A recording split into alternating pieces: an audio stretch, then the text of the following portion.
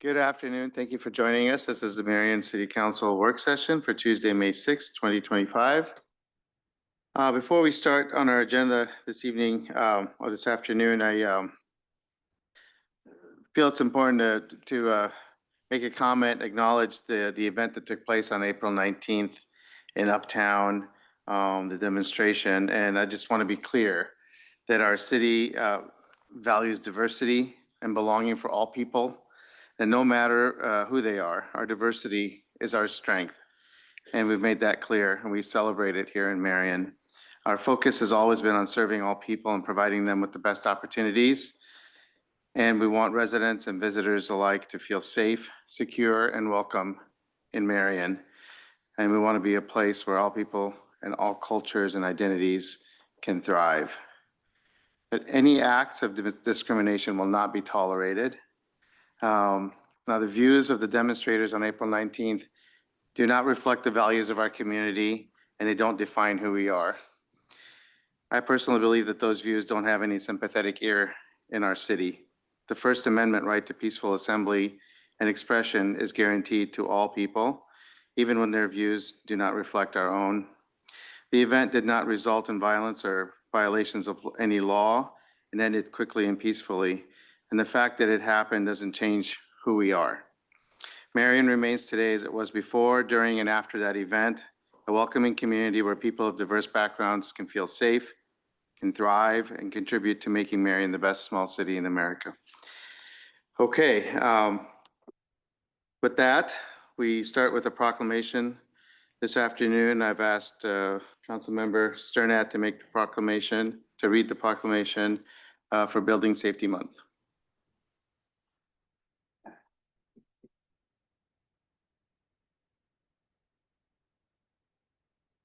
Thank you. This is yours.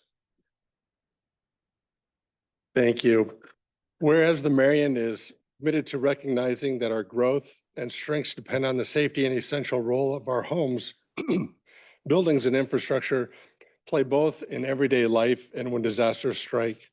And whereas our confidence in the resilience of these buildings that make up our community is achieved through the devotion and vigilant guardians, building safety and fire prevention officials, architects, engineers, builders, tradespeople, design professionals, laborers, plumbers, and others in the construction industry who work year-round to ensure the safe construction of buildings.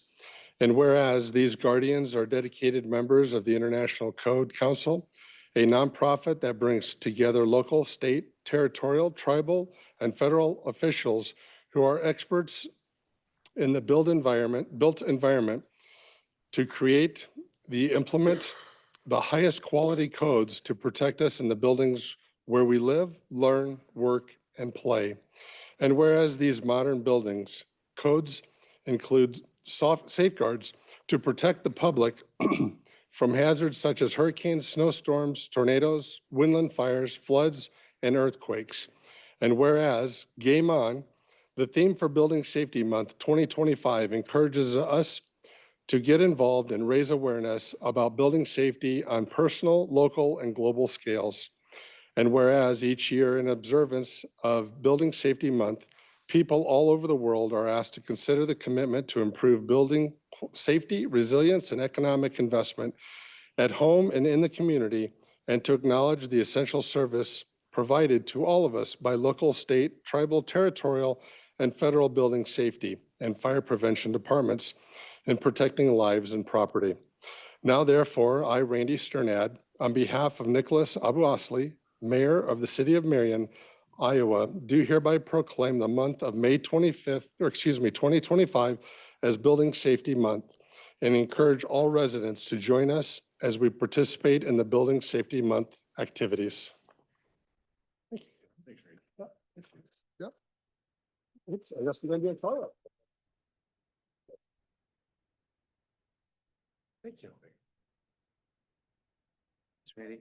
I just wanted to publicly thank the council and the mayor for you guys' support in our building codes.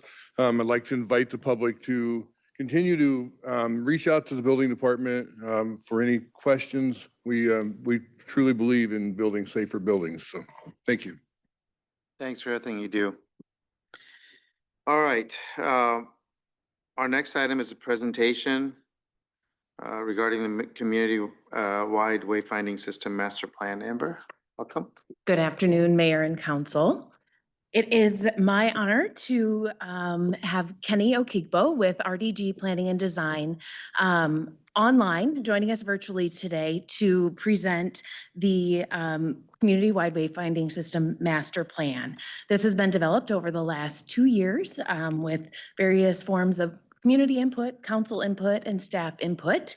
And we are at a point where we want to share the final document with council. And then from here, the hope would be that you would receive and file this on Thursday, after which then a working group would be established of city staff from the various departments, Public Works, Engineering, Communications, and Parks and Recreation, to further dig into the plan, the initial phase, and identify the priorities within that.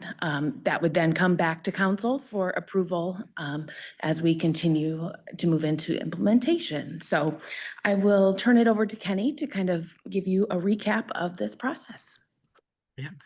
Amber, thanks for that intro and also for being such a strong partner throughout the entire process. This has been fun to work alongside you with, and I'm really excited to have the opportunity to walk through what we've been able to pull together for the broader community. Before I do transition, can I just get a thumbs up that you can hear me okay? Fantastic. Yes, we can hear you. One got plenty. That's what I love about Marion. If we'll transition on to the next slide, just wanted to walk through the timeline that we had been operating under. So in beginning of 2023, the RFQ was issued and our team responded in kind. From there, we were really grateful to be approved to move forward with this initiative. In June of 2024, this is when we had a council and project team check-in of design concepts. In September of 24, we made a presentation to council talking about the wayfinding system and the further developed concepts. And then in May of 25, where we are now, we're presenting those finalized items as they've been updated with the comments that we've received from the broader public, from this well-respected group in front of me today, and then also from our committee of technical experts within the city staff.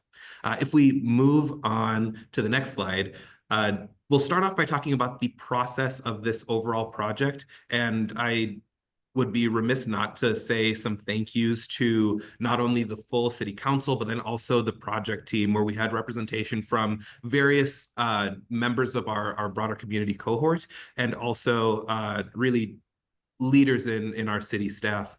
The process, as we move on to this next slide, really started with inventory and analysis, where we were able to do an inventory of all of the existing sign types throughout the community. These next few slides, as we move through them, will look a bit familiar, where on the next slide, you'll see that we, in our kickoff meeting, started asking the question of what does success for this project look like. In the next slide, as we went beyond a internal meeting among city staff and really asked the broader community, what are some of the aspects of Marion that really make us special or make our community special, and making sure that we're able to pull that into design concepts. Moving on to the next slide, from that engagement event, we also, well, excuse me, I said that specific engagement event. What I mean to say is from our engagement process, because we also created an online version for those that weren't able to meet us in person in space to still contribute to this process. And we aggregated a slate of destinations throughout the community, which you'll see on the next slide, and used our internal group to prioritize which of these destinations made the most sense to be higher priority to others. So using a phase one approach of, or excuse me, stage one of this is asking the broader community, which destinations are you most likely to go to on your own or when you're hosting others, based on frequency of reoccurrence of these locations, they would get an initially higher ranking or priority, and then this is vetted with our technical committee, which is where our final nomenclature list and then also priority rankings for each of these locations came from. As you look to the next slide, we extended our questionnaire to also pull in aspects of materiality. And in the larger master plan document, the system design book, you'll see that there are more options that went into the materiality conversation, but those got filtered down into these three that led to the top of the list, or really filtered to the top of the list. On the next slide, and I know that I'm moving through this introductory portion pretty quickly, mainly because this is the most review. This is mainly a review of the sections that you're most familiar with, and we'll spend more time in the areas that are more new to the council. We presented initial concepts, these three being the first phase. They were devoid of color or character, just to see if we were going down the right path. And as you'll see in future slides, we were able to pull this into the final concept that we're really pleased with. And we appreciated the feedback that we got to help make this more true to Marion. So on the next slide, as we talk about the sign family review, we really boiled this down into three typologies, or ways that we were framing the way that we were thinking about this. And those were meaning, matter, and manner. On the next slide, as we were talking about meaning, this really came down to the forms that we see, not only represented in the public spaces, but then also represented in the natural systems that surround and move through Marion. As we transition to the next slide and we talk about the materials,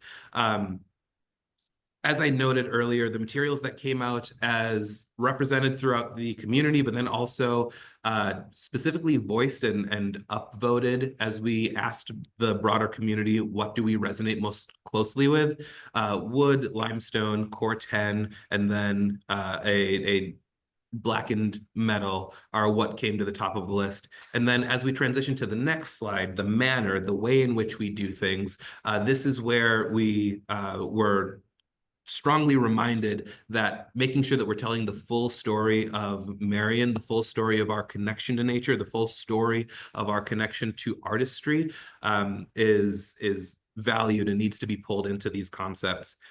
So when I say these concepts, as you'll see on the next slide, we were able to take all of this thinking and synthesize it into a sign family. That sign family starts with gateway signage, which is the first welcome that you see on the I was going to say externalities, but really the extents is what I meant to say, of the city as we're coming in towards the core. These are the welcome. They let you know that you have arrived at Marion. And we have two tiers of these that have the core 10 and stone materiality. And then we also have a third tier of this gateway sign, which is really a welcome in our entrances to the city that have a significantly lower volume of traffic load, even though they are still high enough priority that we want to make sure people recognize that they are transitioning from out of Marion to inside of our community. As we transition to the next slide, we'll see a few more of the sign types. These include multiple concepts for banner signage, which is on the far right of the screen.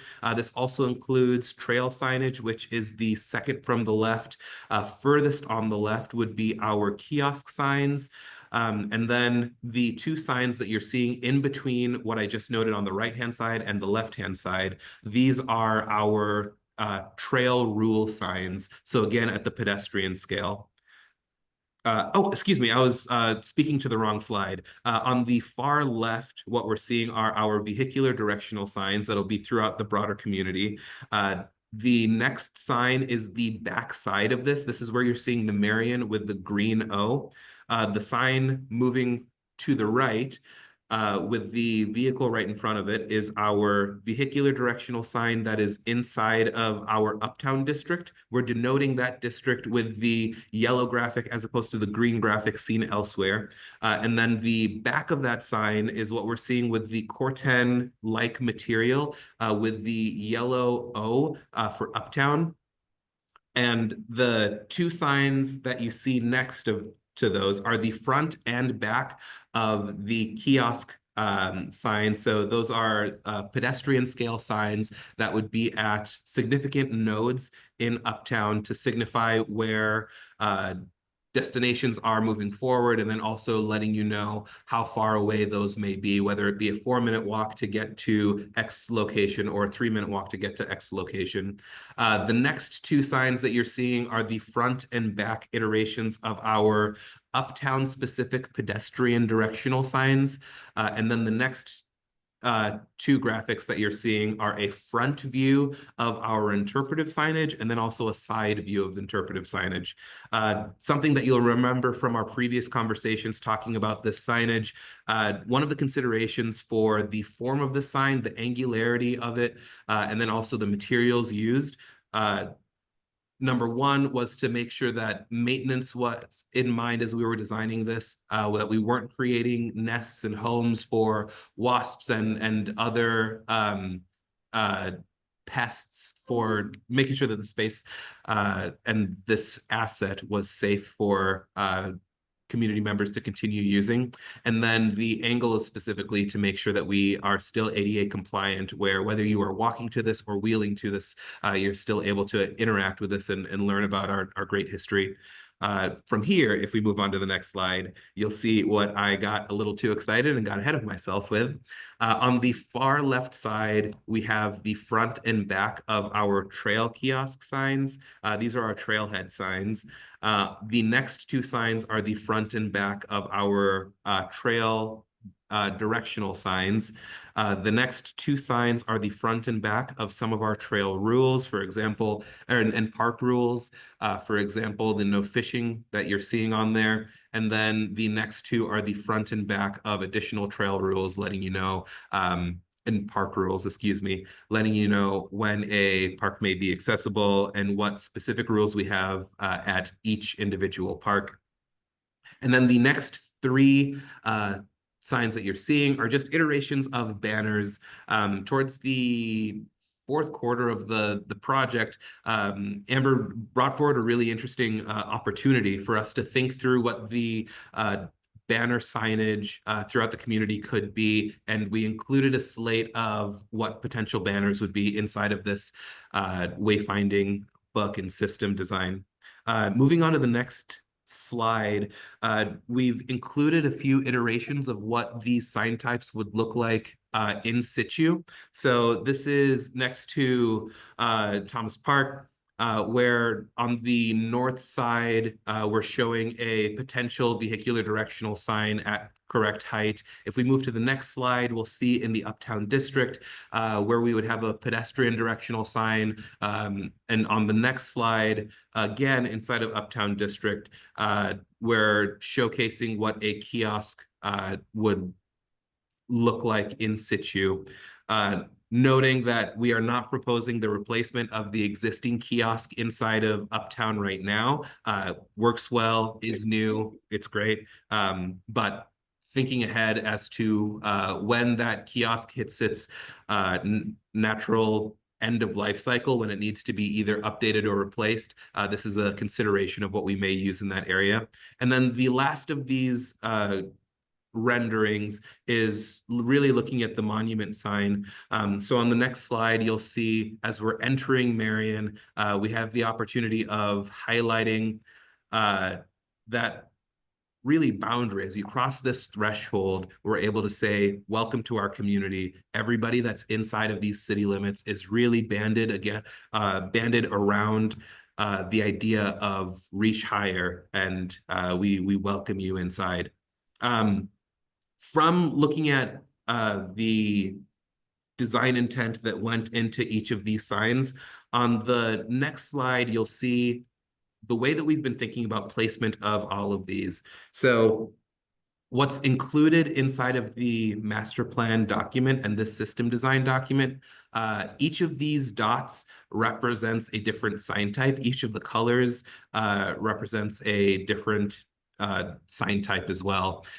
So as we're moving through the community, what we're really showcasing is, you'll likely remember me saying that wayfinding design is really, it's nerdy, but it's fun because it's really a system of if this, then that protocols, where sign 1 leads you to sign 2, leads you to sign 3. And with the help of the broader community and then also the technical committee, we were able to use the prioritization matrix from the front end of this project, from the inventory analysis, the discovery section, to influence where all of these signs would be placed. And then on future slides, you'll see how we phased each of these as well, making sure that each of these sections each of these phases could work in isolation and then be built upon in coming years. In addition to that, though, on the next slide, what's included inside of the wayfinding system document is specifications for each of these sign types. Not only do we go into the materials that are utilized, the dimensions for each of these, we provide all of the requisite information for a sign vendor to say, we would like to bid on this project that the city is putting forward, and hopefully get multiple competitive bids. As we transition to the next slide, we'll see that we included a phasing breakdown. And what you're seeing on the right-hand side of this page is each of the sign types. So as we look in the sign document, every single sign is placed inside of this wayfinding book. And not only is it placed in sign ID and with phase, we also have a mock-up of what that face says. So if we say that Uptown is straight ahead and the library is to the right, if we're coming from the south moving north, that sign with its copy and the arrows, all of those are listed exactly as expected to be represented on the built sign inside of the latter half of the document. What we're showing here, which is also reflected inside of that document, is where each of those signs will occur in phase. On the next slide, we included an opinion of probable cost. Before I jump into each of these phases, I do want to note once more that the phases are based on commercial markets. What we did was we looked at our last slate of similar projects. We factored for inflation, and then we extrapolated each of those unit costs to the numbers that were placed in for each sign type, and also for each phase. The reason why phases 1 and phases 2 are significantly larger than the other 3 phases are, number one, because we have the gateway signage inside of those, and those are brand assets. They are really statement pieces that they do what they're supposed to do. They state when you are crossing the threshold and you're being welcomed into the community. But then also number 2, to make sure that the system design works and that IFT protocol, that if this, then that protocol, is sinuous and fluid, there needs to be a requisite number of signs that are part of that system. So phase 1 works in isolation, but it's stronger when phase 2 is incorporated. Phase 2 is stronger when phase 3 is incorporated. And then phase 4 and 5 also make the system stronger as a whole. But I'll also note that with future assets that are not going to come on board for a few years, this is where the broader technical committee, our steering group, was pivotal and invaluable, because as a consultant, I don't always know when the new pool or aquatic center is coming around the bend, but being able to incorporate those future assets into the current sign design and then more accurately place them in future phases was great. The first round of our opinion of probable cost, I think, really focused on 3 phases. And as Amber was kind enough to work with us in a more iterative process and help us understand how this could more fluidly and seamlessly work with the CIP, we were able to make something that more realistically responded to some of the future plans that the city has. With that, I'll transition to the next steps. And Amber, I may even call you back to walk us through what the expected next steps are for the project. Thank you, Kenny. I'll be glad to take this slide. As I mentioned, the council will be asked to receive and file this plan on Thursday. We would then establish that working group with city departments to dig into the phasing and bring back a proposal, whether that includes further design documents, looking at many of our signs. Many times we work with prison industries to develop those sign types. And so looking at what those costs might be in comparison to market rate.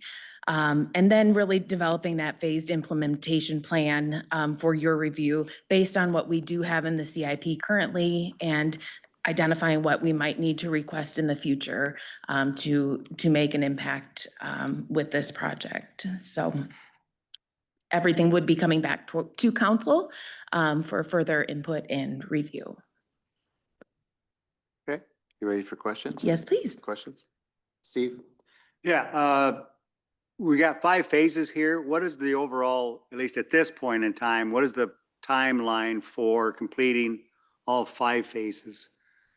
Do we have that yet? Kenny, do you have a recommendation, or is that really dependent on funding? I would say that it's fully dependent on funding. We've talked about this in a few other capacities and also calling in some of our previous projects.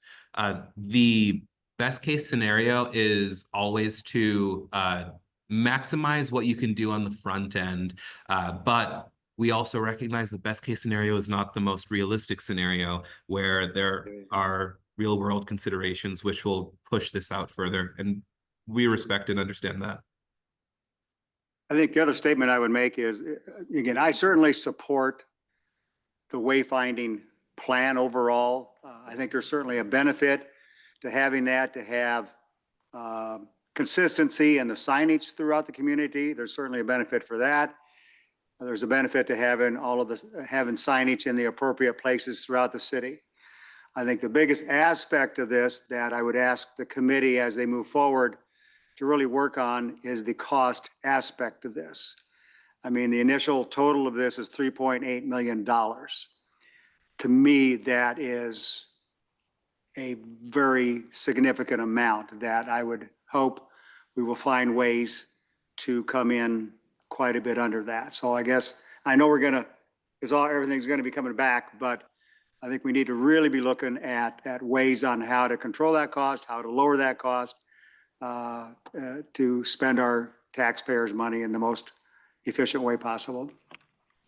Thank you, Steve. Grant?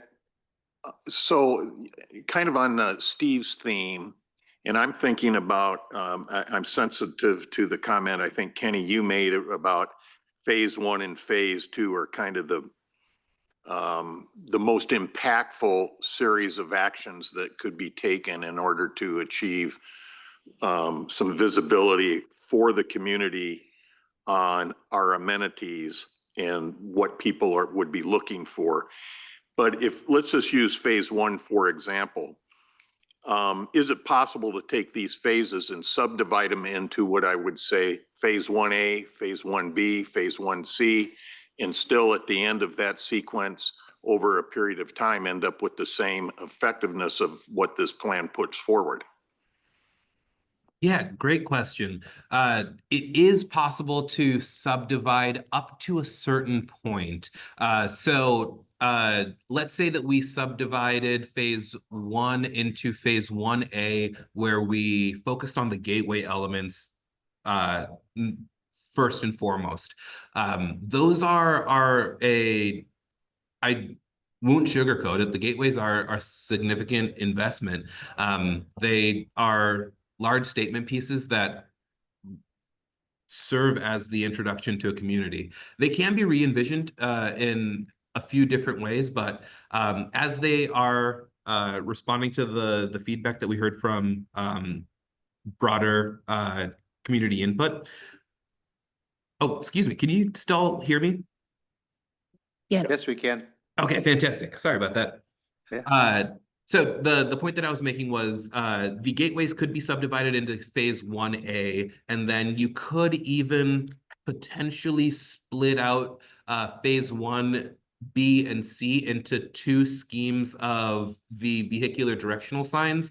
What I would note is that number one, the numbers that are shown again are commercial numbers. They do not factor at all prison industries. And that is a significant asterisk that we included on that slide, and should be kept in mind. And number two, it is possible to potentially break out phase 1B and phase 1C into two sub-phases of the vehicular directional signs alone. One of the challenges that you see with that is that it makes it harder to have a fluid and sinuous system. It was a bit of a challenge to break phases 1, 2, and 3 into phases 1 through 5, but it is doable to continue doing that further. You might also have a little bit of rework of individual signs to make sure that as you are pushing somebody from sign 1 to sign 2 to sign 3, if you break down the phasing further, you might not list destinations that you would list on a more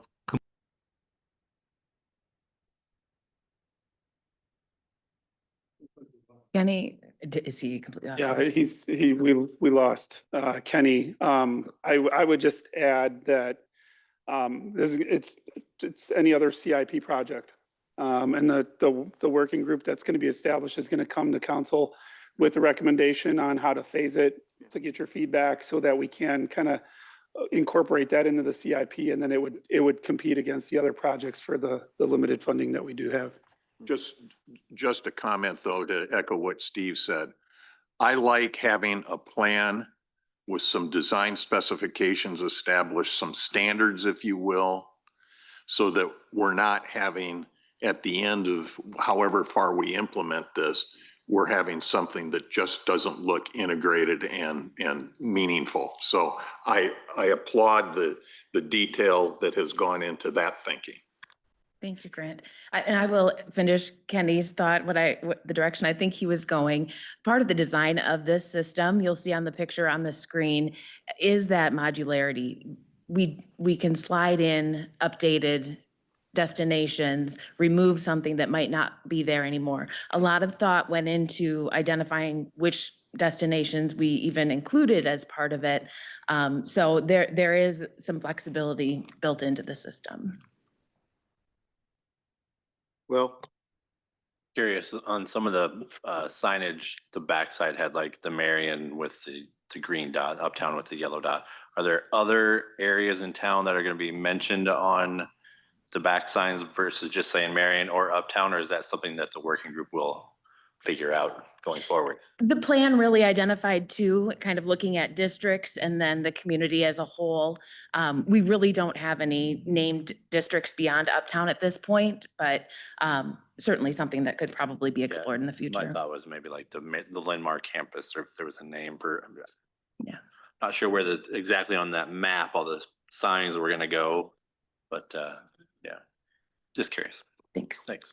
for my part, well, first of all, thank you to everyone who's put a lot of time into developing this plan. So I know a lot of work has gone into it, and we've talked about wayfinding for more than a decade now, ever since we started our branding, I think in 2013.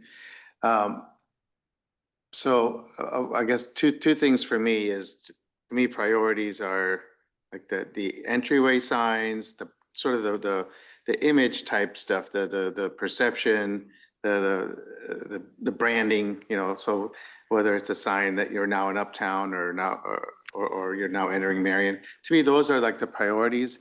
The destination type signage, you know, I don't know how I really, like, how I would prioritize that, because, you know, anymore, everyone finds where they're going on this thing.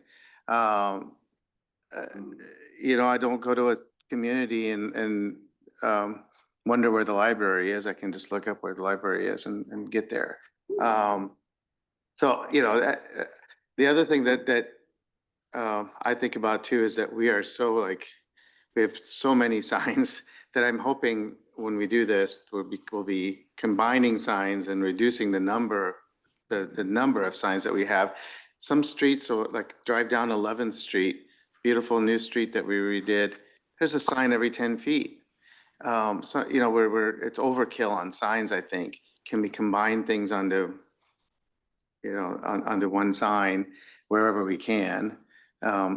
I think that would be beneficial and less pollution of signage everywhere you look, you know, just like, so those are just my two comments, but I think, you know, the image of it all, the visuals, the consistency, the colors, all of that is great. I think that's, to me, that's like the most important part is what it connotes and what it says. When you see the consistency everywhere you go and you see the same types of signage and the same colors, not so much, I mean, because no two people will agree on the exact design, I think. And we learned that from the branding, right? No two people, but we finally just said, this is where we're going with. And, but what's been tremendously successful is that it's consistent. Our branding, our material that we put out, everything has the same colors, the same style, and that's the important part of it. So I guess those are my comments. I Appreciate that. Yeah. Anyone else? Go ahead, Steve. Yeah, I was just showing Grant. I don't know if you remember this song. Maybe you got to be at our age, but there's a song called Signs by the Man Electric Band, you know, Yeah. signs, signs everywhere, signs. Yeah, I know. Remember that song? So anyway, you start talking about signs everywhere. That song just kind of popped in my head. So Please don't try karaoke. I, I don't. we got a stage up in the Yes. plaza. Do you have anything else to add, Amber? Nothing further. Thank you for your work on this. Thank you all. Okay, next Could I- item is a presentation regarding Lau Park Arts and Environment Center and greenhouse plans.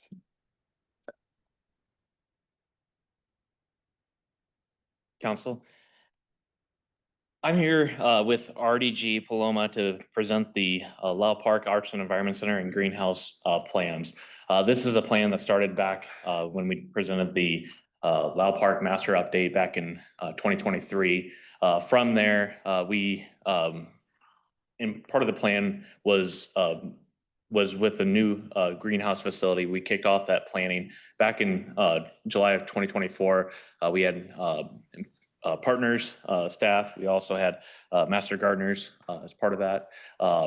In doing that kickoff, we realized we really need to be including the Arts and Environment Center and looking at a holistic approach to it. In October, we brought forward to council an amendment to add these a safe room and also addition to the Arts and Environment Center to look at from a planning perspective. And since October through April, we've been working on that project up until today. We have a presentation to present to you.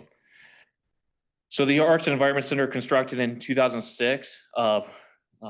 Since then, we've done some updates to the master plan for Lau Park, and in those updates, we had three things to address with the Arts and Environment Center. One, a new greenhouse to address some operational and partner needs. The existing facility is pretty undersized for anything that we're doing operationally.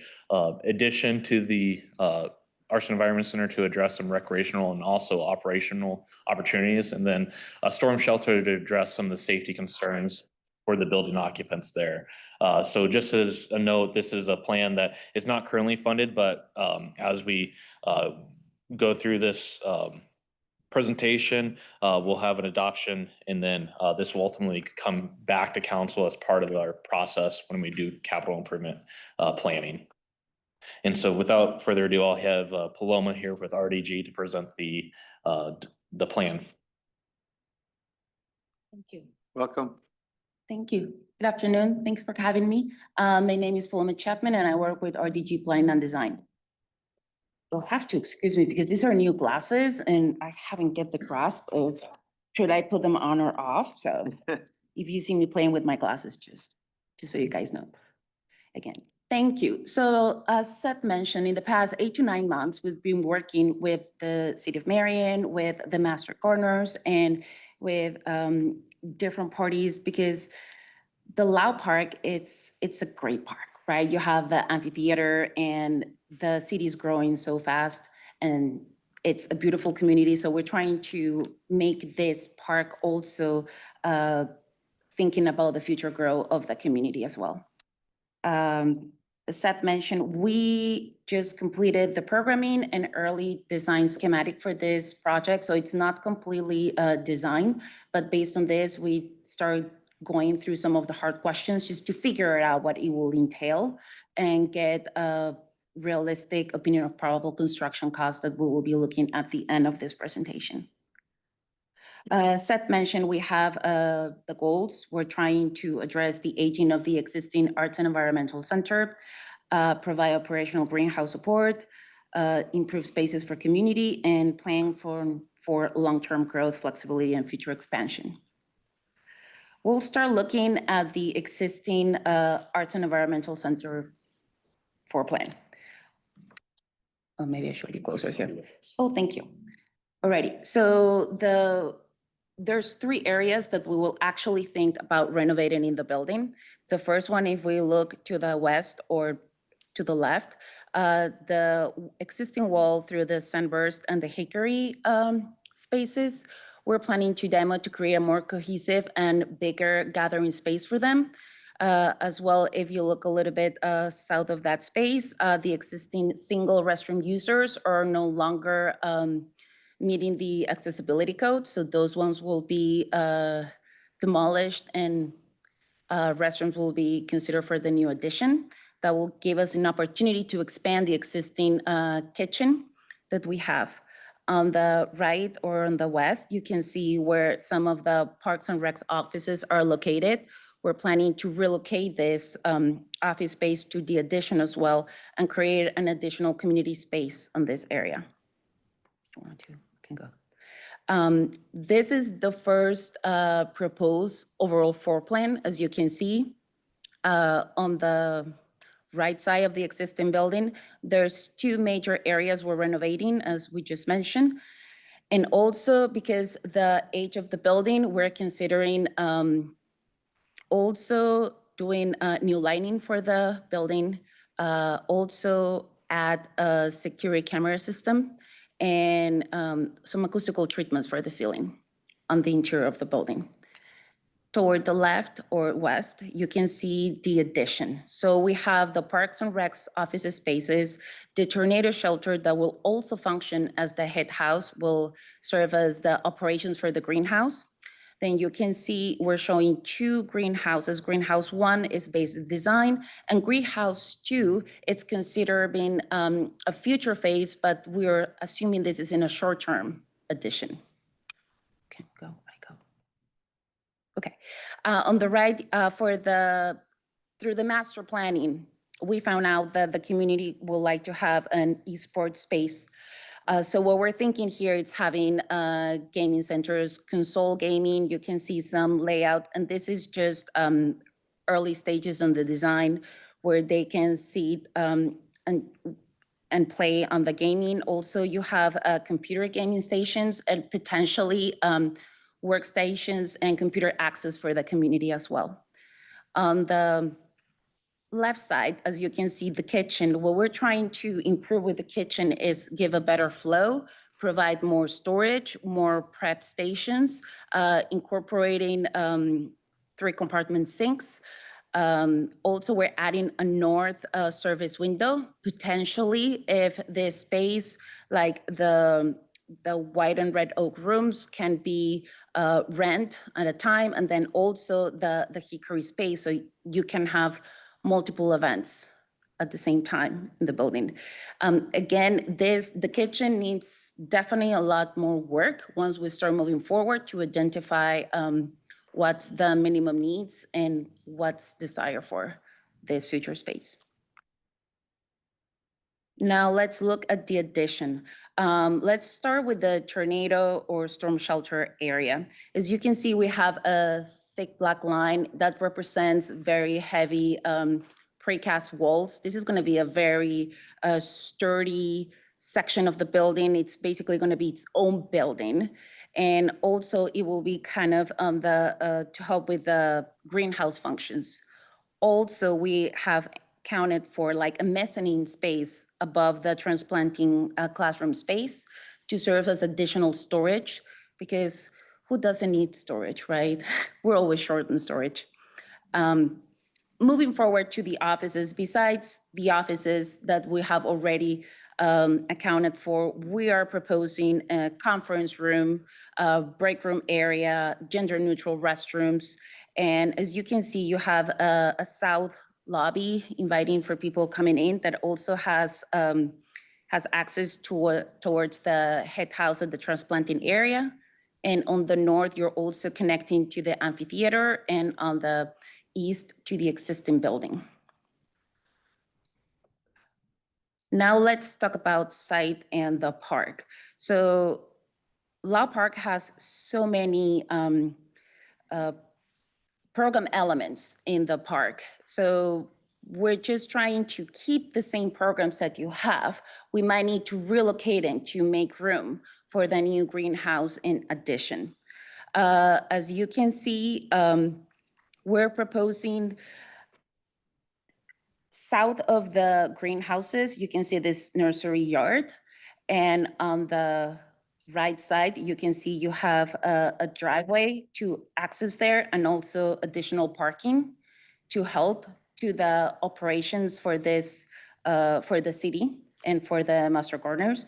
Also very important, we're keeping the community gardens. We're relocating them to the west of the greenhouse spaces. And as well, you can see a driveway that it's gonna be also a fire lane for the north of the building, and give access as well for food trucks or other events happening on the amphitheater area up north. Also, where you see that number 9, this is an extension of your existing patio, and the intention is to give more hardscape so you can bring more food trucks when you're having events in the park. And opinion probable construction cost. So we have done an extensive work during these 9 months to identify systems, be sustainable, be responsible, and we're trying to break and give you the amount, because like Seth mentioned, this is not budget yet. So we don't know in which year this project will happen. So just taking into account 2025 dollars, this is only construction work we have been able to assess. And we have broken it into 5 programs and 3 alternates that we're proposing for the Lau Park. So the existing building renovation, you can see it's around $700,000. This includes those 2 spaces we talk about, in addition of new lighting, acoustical treatments, and also the security system that we're proposing. Addition for parks and recs offices, that's around 1.7. This is going to be, the existing building has a geothermal system right now.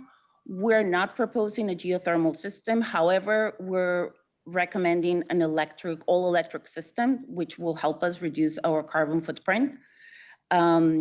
Site improvements, you can see it's a big site, so we're trying to be mindful when we are budgeting for the future. Tornado shelter, as I mentioned, this is a very robust, hefty building. We have it around 1.7. And this is where we make the distinction, greenhouse bay 1. Each bay has 4,000 square feet for production in each one of them. And as through the process, we have encountered for like a state-of-the-art greenhouse that it provides and helps, and it's responsible with the environment. Also, in this stage for the greenhouse bay 1 includes the future greenhouse bay 2 sizing for systems. So basically, it will be easier if we go ahead and plan ahead for phase 1. And then when we go to the alternate number 1, you can see greenhouse bay 2 plus the hallway. That addition reduces quite a bit, I think probably 35% or so. Alternate number two, because we're doing an addition and we want it to be consistent, and also because of the wear and tear, we're proposing new siding that will match the future siding for the existing building. That's around $200,000, as you can see. And the other thing that we have accounted for is potentially have a solar array in the existing and the new addition. That's where we get to this number. And just one more thing before I forget. So did you see that little asterisk on the bottom? FEMA 361 funding provides up to 75% of construction cost for tornado shelters. So this is a huge opportunity as well to help with the cost for this project.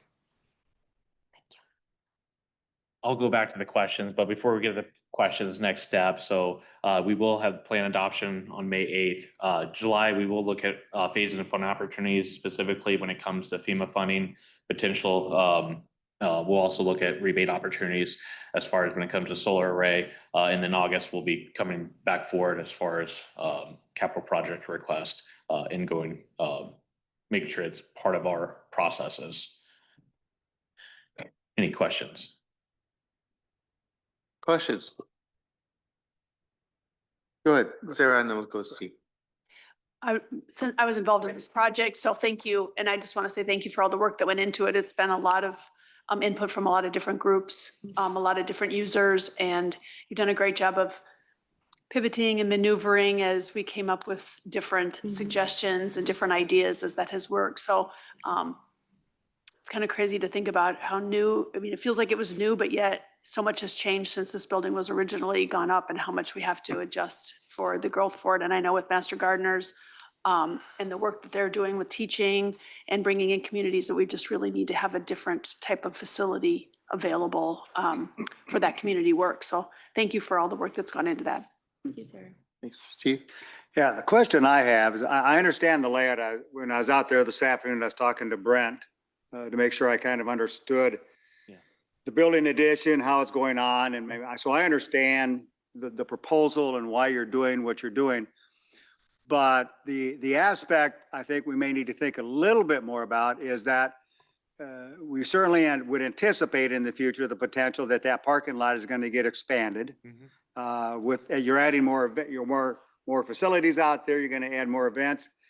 So as that parking lot gets expanded, the aspect I think you really need to think about and consider is when that parking lot is jam-packed and full, half those people go around to the west side of the building right now, and the other half go around to the east side.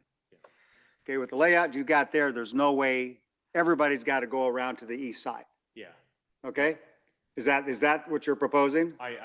Yes, and also from a security side of things, it really provides that point of interest coming to the east side. So one, from the west side, we do have the Irish Drive lot there, but it also just provides that kind of single point of entrance into for the special events. But if you start looking at that east side of the current building, there is not a clean, easy way for that many people to walk around to the south side to that grassy area. I mean, everybody's going to be walking through the planting area. I did that when I went there this afternoon. I purposely went to that east side, and not everybody's going to swing way out there another 30 or 40 feet to catch a potential sidewalk. They're all going to be walking through the planting area. So if we continue to go with this layout, and I understand why it's in that manner, I really think we need to think about that east side and how we accommodate thousands of people from the parking lot going around the building without, and doing it in the most efficient manner. Because right now, I'm concerned it's not laid out to handle everybody on that east side. Absolutely, and there will be other phases as part of that. I know with the master plan update, we'll definitely look at that. There is also with that update, looking at the playground potential drive coming through as far as how all that kind of would flow. Okay.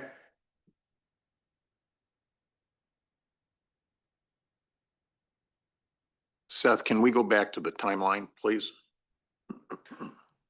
timeline. Yeah,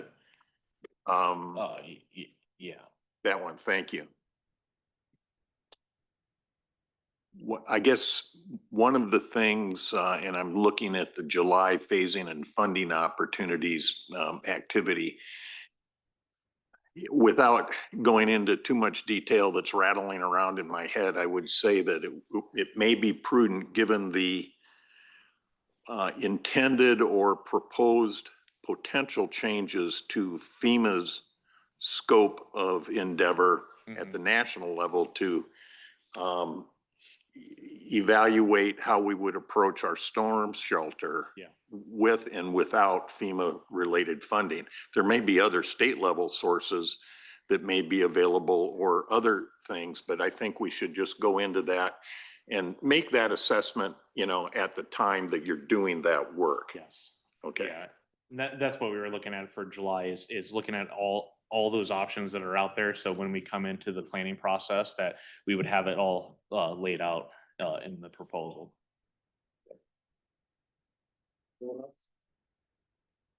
Go ahead. Can you remind me when the roof's getting replaced on? We have that budgeted for next fiscal year, and so that's a project that we're going to be moving forward with. So, Is there more lifespan in that roof to where if this gets funded in 5 years, that you're not doing a roof and then potentially having two different colors or whatnot? yeah, it's potential. That's a tough one to say. It's gone with how long, but I would need more of an expert's opinion Sure. on that. Is it original, the roof? Yeah, Yeah. I don't think it's, Yeah. and everything's original. So what's unique about that facility is everything's been sourced to that facility within 100 miles. And that roof is a straw roof. It's not your traditional straw. Yeah, it's a straw insulation. So your traditional insulation. Sure. Thanks. Okay, anyone else? Thank you. Thank you. Appreciate it. Seth, you have the next one? I do. I think it's Hey.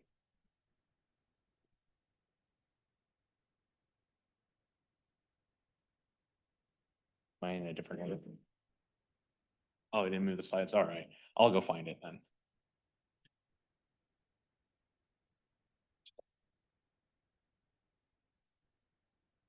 All right. Sorry. So as part of our process, we've had partners that come forward with proposals, and really bringing this forward to council for discussion and also general direction. We've had proposals coming from Monarch Research, two projects that's been approached by elected officials, also city staff. Those programs would be Planning Forward 2.0. This is a rebate program. What they were proposing is pretty much similar to what their original Planning Forward program, but instead of employees being available for residents to plan on private property. And then also they've been reached out about a native oasis program, which would be allowing so another rebate program that would allow for resource allocation for planting native prairies onto private property. In both of these programs, we wanted to have bring to council to just have that initial touch base and also general direction. Staff does recommend on moving forward and working on a potential partnership and to bring back a formal proposal. They are initially asking for city funds, but in order to come up with a proposal, it's going to take staff time and also resources to allocate to this partnership. And so want to bring it forward for that recommendation. The other thing with the Native Oasis program, as you know, we are doing our ordinance and we're going to be presenting what that ordinance change is, but really that ordinance is allowing for native plantings that we currently don't allow for. But this is really just bringing it forward for direction to move forward with working with Monarch Research on a potential partnership with these two programs. And you're looking for direction? Yes. And are you recommending that you get the direction to do it, or Yes. anyone opposed to that direction? Clark's been a fantastic. Yeah. For sure. Okay, I think you have what you need. Okay. Any questions for Seth? All right. Thanks, Seth. Yes, I do. Oh, go ahead. Yeah. One question. Seth, sorry, He was gonna sorry, get thought you disappointed. were off the hook, didn't you? So I think you and I corresponded briefly about an inquiry I had from one of the principals from the Monarch Research Yep. organization. And I guess I just wanted to clarify, and maybe just for the kind of the public record here, but any work that we are doing, we certainly are taking their expertise and guidance relative to how we need to proceed and factor in their objectives along with our objectives, is whether Yes. it be ordinance or detailed practices that we're putting in place. Yeah. I just, because I think there was, I think at the last hearing that we had on the ordinance, I think there was some potential misunderstandings about what we were intending to do that appeared to be uncomplimentary with Monarch Research. So I think Yeah. we're aligned completely with what their objectives are. We're seeing eye to eye, and we did held off from the final reading till the next council meeting just to align with, I know Brent's gonna present on what those ordinance changes are, but Okay. just to make sure that we have complete alignment. Hey, hang on a second, Seth. Yeah. Let's just, for the record, Councilman Harper, the item that you're talking about is the next item, not Yeah, this item. I'm sorry, I jumped. Nope, that's jumped quite all forward. right. Just want to make sure we're all on Right. the same page. Okay. And just for everyone's knowledge, I am participating in the Native Oasis pilot program personally and helping with the One Child, One Tree program, so. All right, thanks, Seth. Next, we have Brent with the native planting landscaping on private property.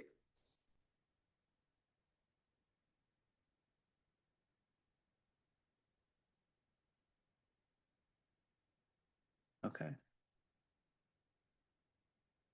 All right.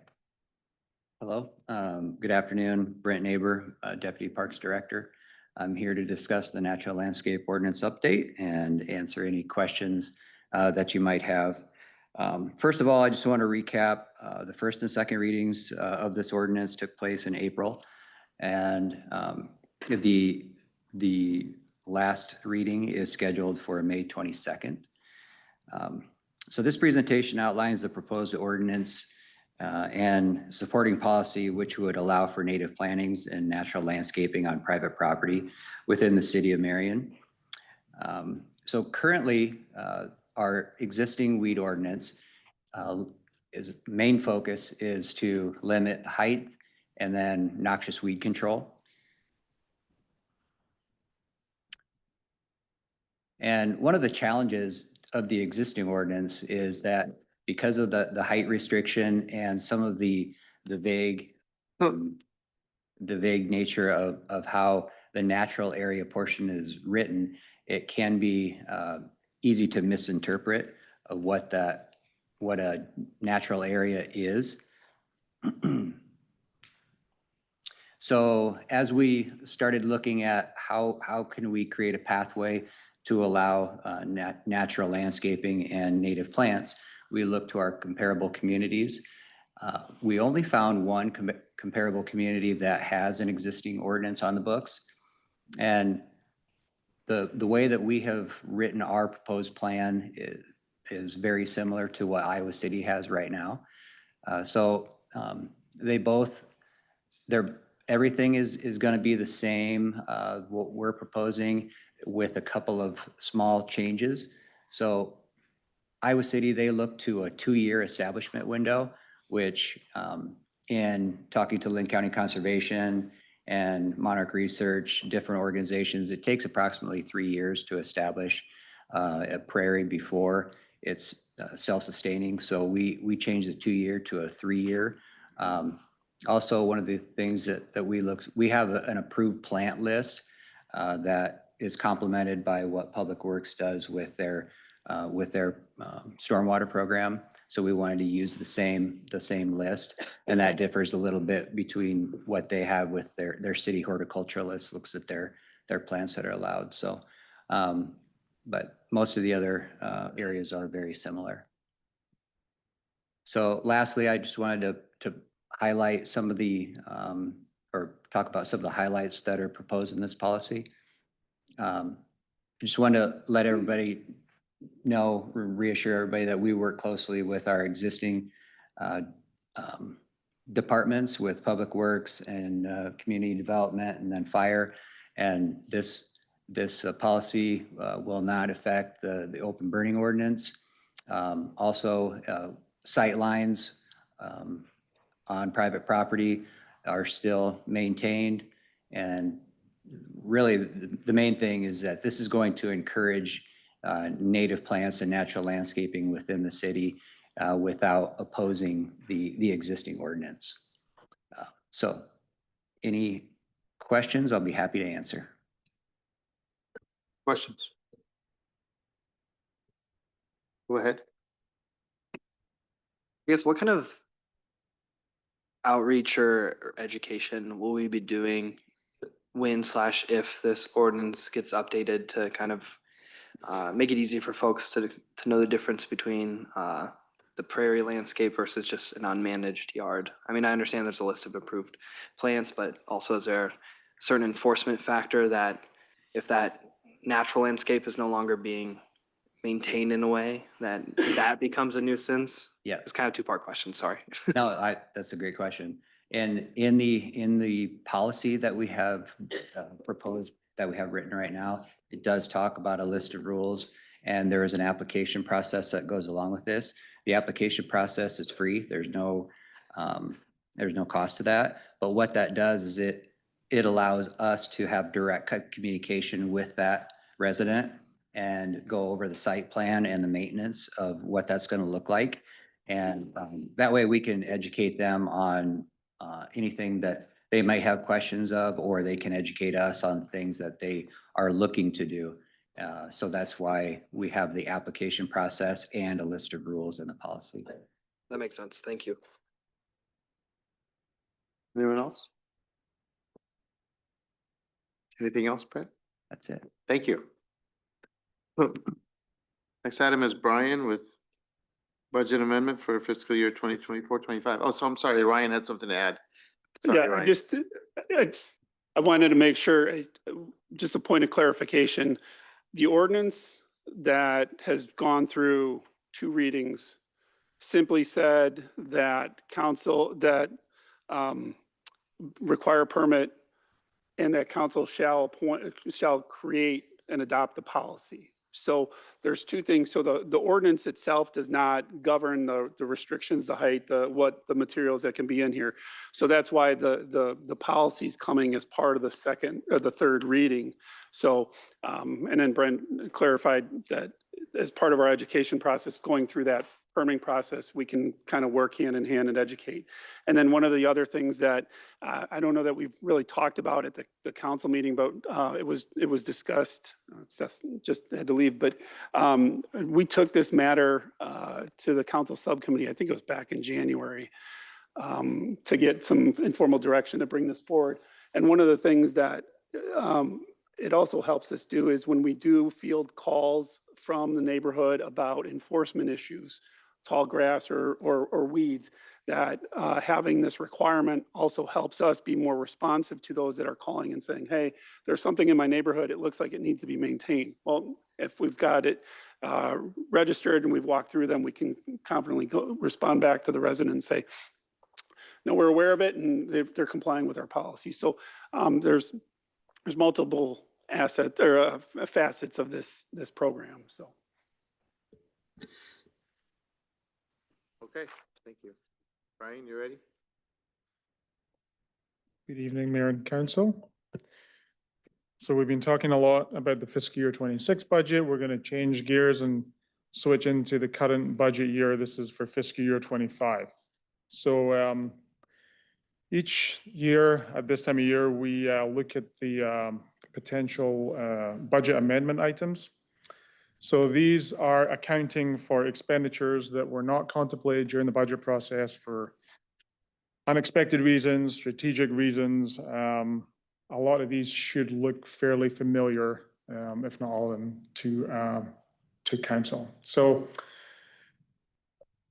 a reminder here before we get started, as far as the state's concerned for a budget amendment, it's not per department. So some departments are pooled together in what's called functions. So for example, public safety is police, fire, communications center, animal control. So when the state looks at this being over budget, they look at it as a function, not as just a department. So just a high level of the performance. This is through Q3. So this is March 31st with 1 quarter remaining. And this is the expenditures to budget per function. So again, so the state is actually just concerned about expenditures. Are you going over, is it the potential to go over budget and on the expenditure side, because that is an audit finding. So that's what we have to be really careful about. They're not as concerned on the revenue side. But so the outliers here, there's a couple of outliers that you may notice. Community and economic development, you might think that's kind of low. So under that function, this is where the CDBG dollars are for the 3 projects that have not moved forward quite as fast as we anticipated in this fiscal year. So that's why there's a skew there. And then for capital projects, you'll see we did this with the CIP, the Alburnett Road Extension project, which is a major expenditure, has kind of moved into the next 2 fiscal years. So we're going to go through each function. There's not too many to go through this year, but I'll pause on each function and see if there's any questions as we go. So we'll start with public safety. So there's 2 categories. There's carryovers and there's budget amendment. So carryovers are those things from fiscal year 24 that were delayed for whatever reason, were not purchased. They were intended to be purchased in fiscal year 24, but we did carry them over into fiscal year 25. Then budget adjustments are things like that for strategic or unexpected expenditures that were not planned during the budget process at the start.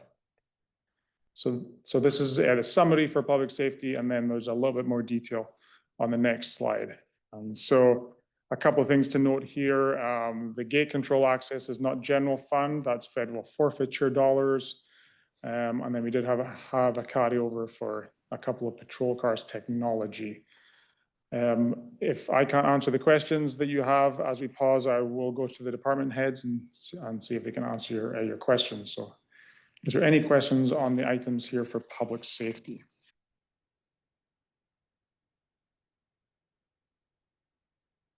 Okay, moving on to general government. Here's a summary of where we are adjusting on the revenue side here. This is a major adjustment you'll see for interest. So fiscal year 26, we did try to do a deep dive and try to kind of predict as best we can, but it's really hard in this environment with interest rates right now. So when we started the budget in fiscal year 25, we did anticipate the interest rates were going to drop. They didn't really drop like we expected. So we are seeing some better returns than were expected. And then another one to note, the building repairs for the McGowan House, those repairs were as part of the sale process. And so the sale proceeds are in the special revenue fund. We did expand out of the general fund, and you'll see in a later slide that we're budgeting for the transfer to recoup the general fund from the sale proceeds in the special revenue fund. Any questions on general government? So moving on to culture and recreation. The majority of these items are for carryovers for equipment that could not be purchased in fiscal year 24. And then the one adjustment is for library materials. This is special revenue fund. So that's where We house our grant dollars, so dollars for a specific purpose is the special revenue fund. So these were grant dollars that came in, but the majority of those were that are paying for our bookmobile collection. So, any questions on culture and recreation?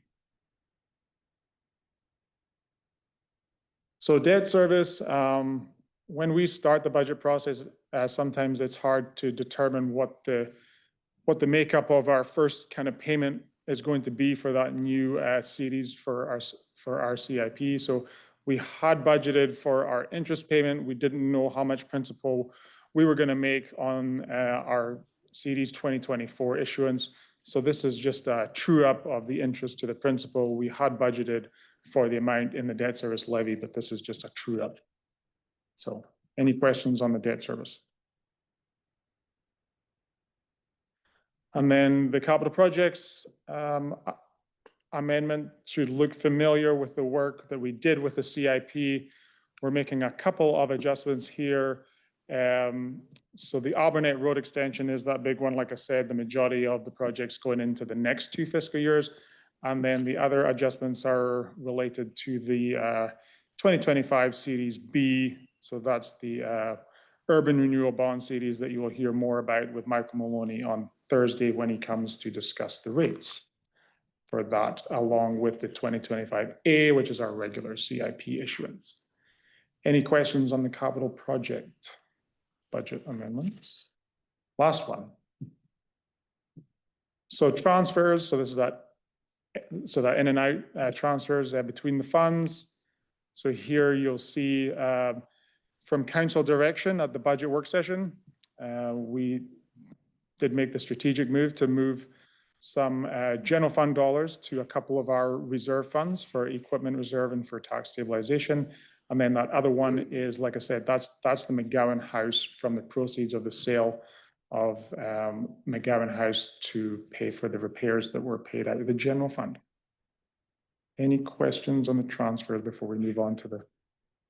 Steve? Oh, if you back up one of the capital projects, Brian, I had to have my mind thinking for a little bit. So when you talk about the capital projects, obviously we know that the Albernette Road project got pushed out. I'm going to assume if we look at all the capital projects we had for fiscal year 25, that they're not all complete either. So there's a manner of some, others not completed. So to what extent do we have to account for all of them, or you just have to account for the big ones? Basically, the most significant ones for us, it's a very time-consuming process. I mean, we go through the process each quarter. So with the CIP, that quarterly report, it's really, we try to adjust the major ones. We're really concerned about, are we going over budget for the states? We're not too concerned with the capital projects because, like you said, there's other ones that are going under. So it's really, we try to capture the significant ones. Yeah, because you're always going to have pluses and minuses from the past year, current year.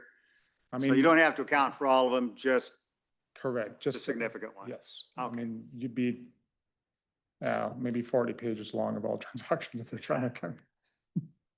Yep, but good question. No other questions from anyone? Anything else from you, Brian? Just the last couple of summary slides.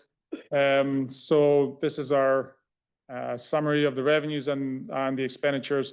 There is in your packet, there'll be the notice of the public hearing, which will show the summary of the amendment in all the categories, and then a description of the reasons why we're making this amendment. And so that public hearing, the notice will be published on Saturday, I believe. And then we will set the public hearing on Thursday, hold the public hearing at the next council meeting along with the adoption of the budget amendment. Any final questions? I don't think so. Thanks, Brian. Thank you for your time.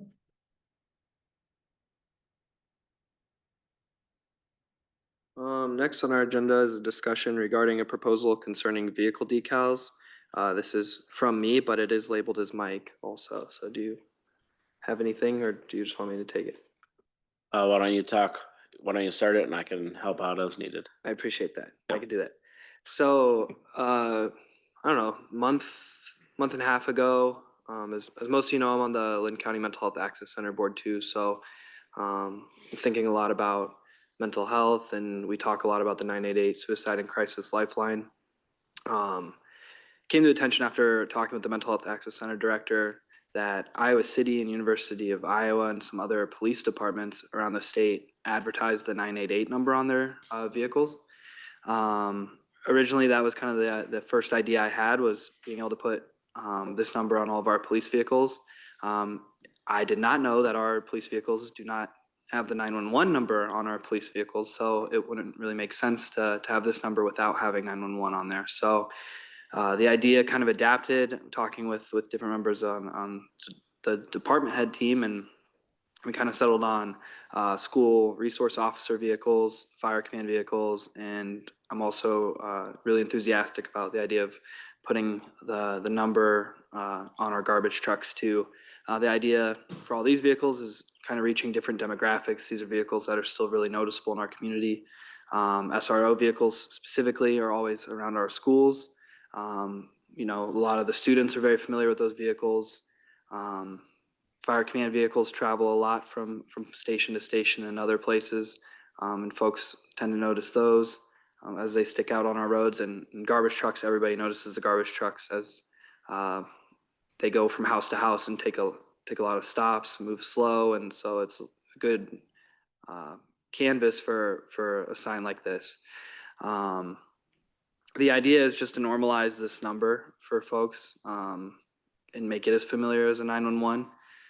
Typically, you know, if someone's going through a mental health crisis and they are in physical danger, you know, need medical attention, 911 is still the number to call. But if you're not at that point, you know, 988 is the number we want folks to know, memorize, and be able to and share with friends and neighbors and loved ones. So just kind of looking at this different idea, my only concern that I've had thinking through this is for the garbage truck specifically, to make sure that folks realize that the number on the truck is not to call and complain about your garbage pickup or how folks are driving. So we really want this to be really clear. And I've seen different designs where, you know, very similar design to just what we see on the screen here, but also to make it even more clear. You know, I've seen some folks put, you know, the "You Matter" slogan with the semicolon for suicide prevention, but as long as it's clear, I'm for it. I'm just interested to hear all of your guys' thoughts or write down any questions that you have. Mike, was I missing anything? I think we hit everything, and some of it too with the police vehicles. You know, they don't have 911, and then even with all everything that they have on them now, there isn't really a lot of space that would be available either. So that's why we kind of drew ourselves to these. But I think it would be really just not important, but cool as well. To my knowledge, no one else in Lynn County is doing this. The closest are Iowa City and University of Iowa. And of course, they have a large student population, and this number is a little bit more normalized for that generation. So yeah, just interested to hear any thoughts, questions. I guess I'm the one now also answering. Ryan, do you have anything to add first? Sorry. Just provide some clarity as to why we're here. I mean, this is a council member initiated request. So we don't have, it's not something that's allocated in the budget, and it wasn't part of our normal work plan. So just like we had a couple months now, probably a resident request for artwork on those utility boxes. So we just want to make sure we're bringing back before council and kind of getting formal direction, so then we can feel good about moving forward. We would, I mean, if council concurs, we would have to identify a vendor, go through our processes and identify the funding for this. So. Great. Well, Gage, you made an important comment about normalizing 988, making sure that people understand that exists and why it exists. I mean, everybody, I think, has ingrained from a very young age 911. So there's logic that you don't need to devote billboard space, if you will, on a vehicle to people know that. I think 988 is still not in the common, awareness for our communities everywhere. So I certainly think this is a great idea, however we can achieve it. I appreciate that. Steve? Yeah, I would echo Grant's comment. I asked Gage the other day when he was bringing this up that how long has not the 988 number been out there? And it's only been a few years. And if you were to poll a number of 100 people, I bet you'd be surprised how many people could not cite the suicide and crisis lifeline number off the top of their head. 911, yes. 988, no. So I do believe it's a necessary and needed area that we can expand upon. So I would certainly support some effort in that direction. Anyone else? Will? Yeah, I would be in support of doing something like this, and I would think there'd be some type of grants out there that you could try and take advantage of to Yeah. pay for putting them on the vehicles. Yeah, there is. Yeah, I do have some knowledge with that. Talking with the Access Center, there are definitely community partners who I think would be willing to help. The knowledge context I can give on some of the pricing is I know Clear Lake did their whole police department, all their police cars, and they had a company come out from Des Moines to their facility and essentially wrap or put the large decals on their car. They had like 15, 16 police cars. It was less than like $1,000. So I don't know. I don't want to say that to say like it's going to be that. I don't want to under promise that, but that's just the one comparable I have. So. Yeah. Anyone else? I guess direction wise, do we need anything else, or do you guys have what you need? I didn't hear any objections, so we'll proceed. Cool. Thank you. Appreciate it. Thank you, everyone, for your feedback on that. Next, we have a discussion direction regarding walk your wheels signs for bicycle regulations, and this is also Mike.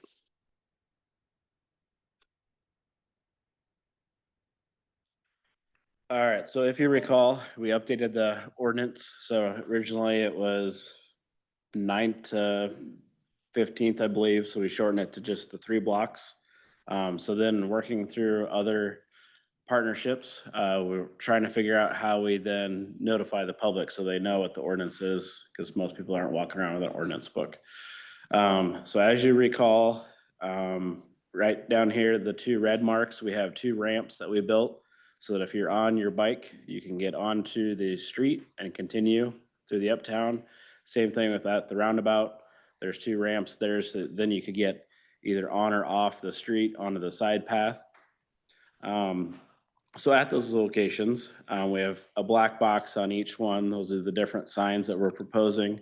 So those signs are the signs on the very left-hand side. So walk your wheels ahead, riders use street. And then what we looked at was then when it actually becomes effective at 10th through 13th would be the purple signs. That would be the center sign here, which is next 3 blocks. So they know from this point, the next 3 blocks, I either need to walk my wheels or go out on the street. And then what we looked at was, so those are vertical signs. So we don't, as we talked about signs earlier, so we don't have all these vertical signs everywhere that also have distractions. We have these little circles. So there's 17 circles then. If you've been downtown Cedar Rapids, they're the thermoplast markings down there so that you have that on the ground and you're seeing that.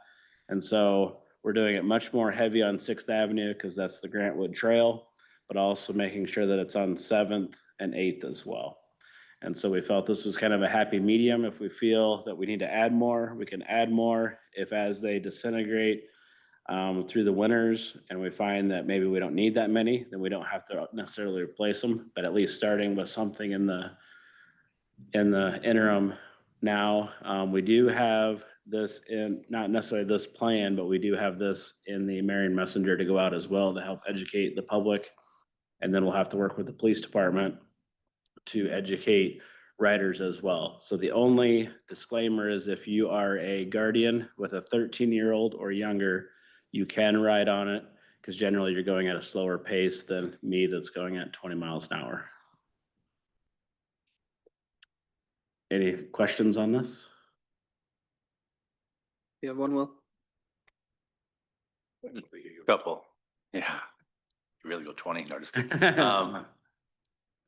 One would be, what is the life expectancy of those thermal So it buffers? kind of depends on the location and how hard Seth's team is on them. So it's something where we're gonna have to figure that out and find out. So some of them I've seen in Cedar Rapids last forever and some fall apart right away. So thermoplast is basically, if you think of like a sheet of glass, so you lay it down on the pavement and then you physically melt it onto the pavement.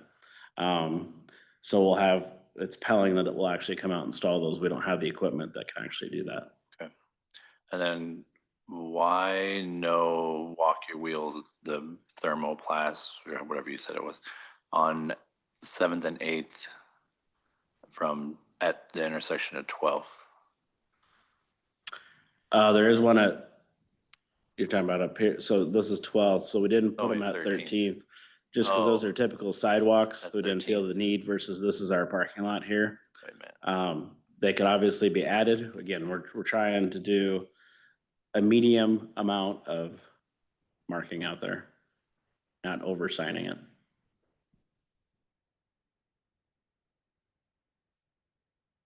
We can always add more if we are having issues. Thanks. Anyone else have any questions? Yeah, one more. One more?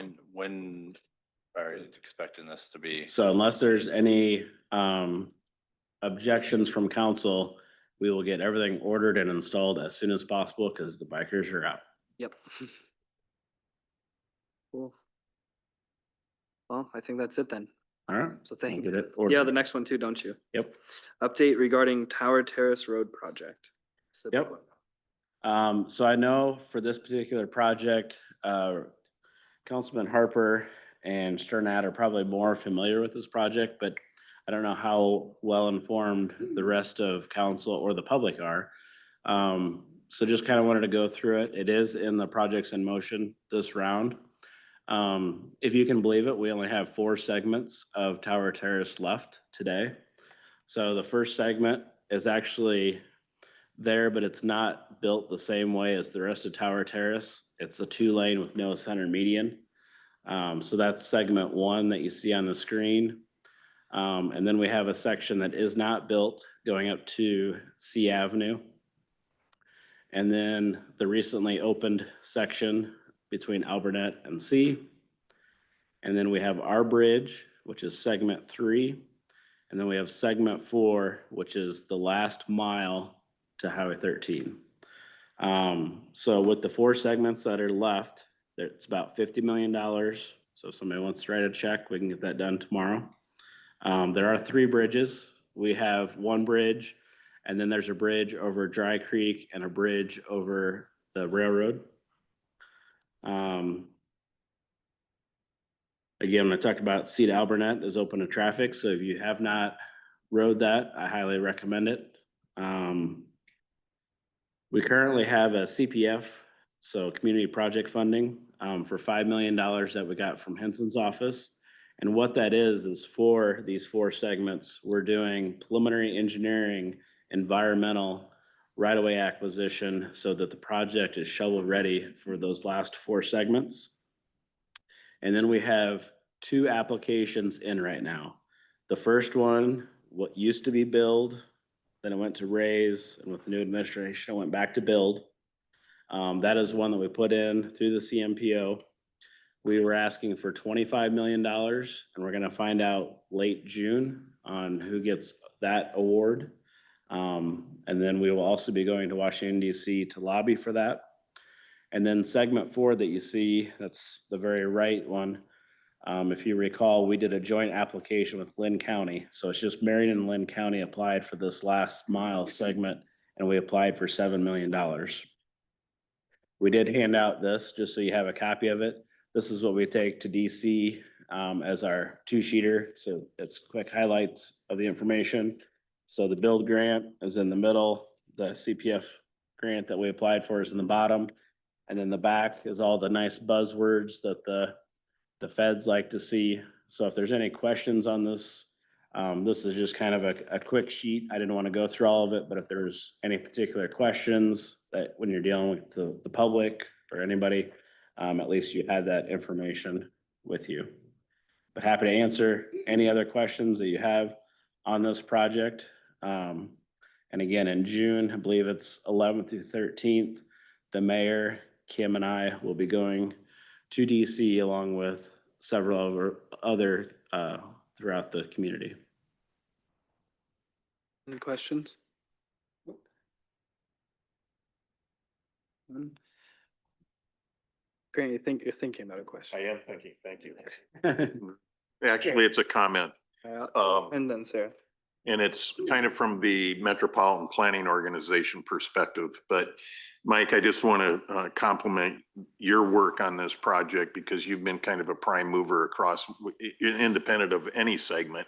You've been really active and working diligently with the other affected jurisdictions, Cedar Rapids Engineering, to make this thing go. So just really appreciate your work. Of course. Sarah? I know the mayor and you and Kim are going to DC. Are you going on your own or is this part of a larger metro group? Yeah, so it's through the Metro Economic Alliance, so. Will they be, we've talked about this in the past and it's kind of one of these things I keep bringing up and it's a little out of our control and we've been told things are changing, but back in the day, we had to prioritize the local projects before going into DC, and other metros do it. I'm wondering if that's a part of this trip and where this project would land on that trip. It would be a part of that metro prioritization. Yeah, so the last time we went last year, we did get plenty of time to talk about Tower Terrace. Obviously, there's other initiatives that we also talked about, housing and stuff like that. What I can tell you was actually the best thing that happened was because the mayor was with us, we got to get into the building of the US Department of Transportation. And by having those connections that we built there, we were able not only to have our normal debrief after we were not awarded, but we questioned some of their issues that they had with our application. So not only did we get a debrief, but because we had those connections, we got to meet with the economic department that also debriefed it and to understand why they manipulated some of the numbers that they manipulated. And that helped tremendously so that then our next one, it was kind of, yeah, okay, we understand this a little bit more because it's not a simple project, spanning 5 communities. So that was bigger than anything else. But we do obviously, I can tell you all of our legislators are well known about Tower Terrace. Right, so my bigger question, I think Ryan knows where I'm going with this is, because back in my day, I organized this trip. That was my job. And the biggest battle, and we had to include Iowa City, was we would have to go in as a group and sit down and say, if they asked us if you can do one project in the metro area, it was agreed to, what is that road? And the Economic Alliance hasn't done that for a number of years as far as the prioritization. So I was curious if that is a part of this trip, and maybe you know that. We do continue to talk to Barb Solberg, their policy director, and the folks at the EA about going in with a strategy so that this is one of those items on there. So that is a kind of conversation we continue to have with them. I mean, the metro we are one of the few that does not do this, and it's been bothering me. It bothers me for a while because we keep asking for it, and the staff there has, as much as we don't like that we have to do it, it makes their job easier. And until our metro agrees that we're going to do it, I think we're not looking like a metro. So anything we can pass on, and that's above what we can control. I was just kind of curious if that was a part of it, and since we're meeting publicly, if anybody wants to hear it, I'll make that call for that being done again. So, especially since they're changing leadership. So thank you. Anyone else have any other questions? Mike, do you have anything else? All right, thank you. Next, we have our upcoming agenda review.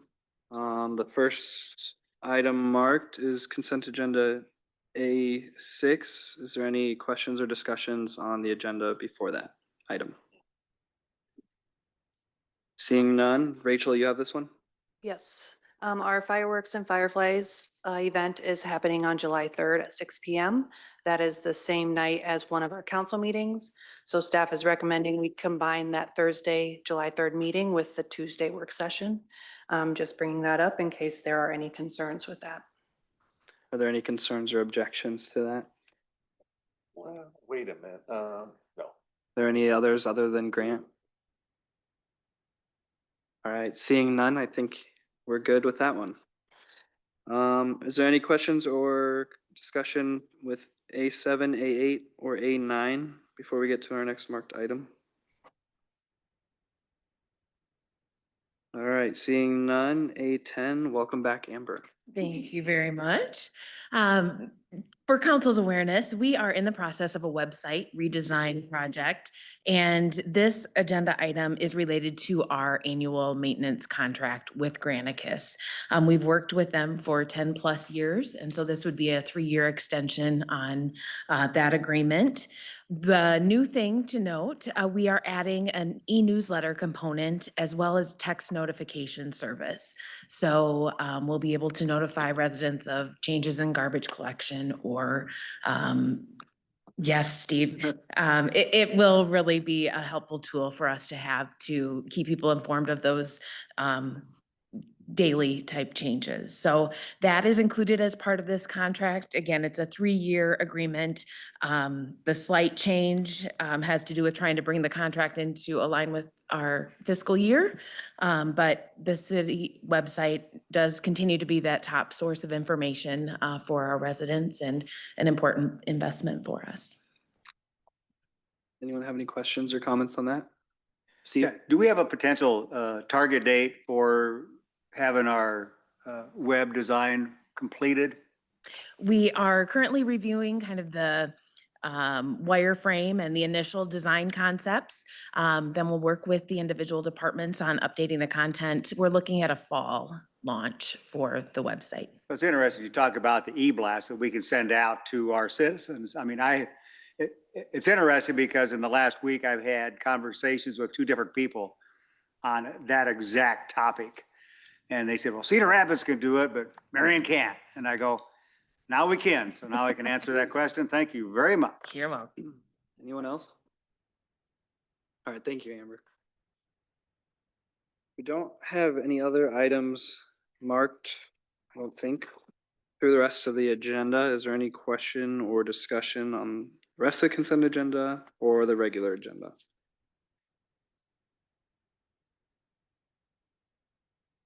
Give you a couple more seconds to look at or pretend to look at them. I'm done. No, it's not. Not trick. Seeing none, we have a closed/exempt session next. Did we all know we had such a funny Mayor Pro Tem?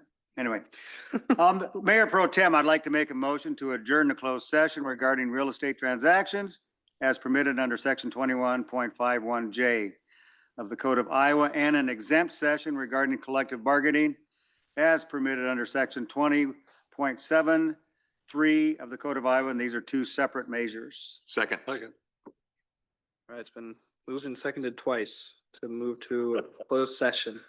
Can we get the legal statement, please?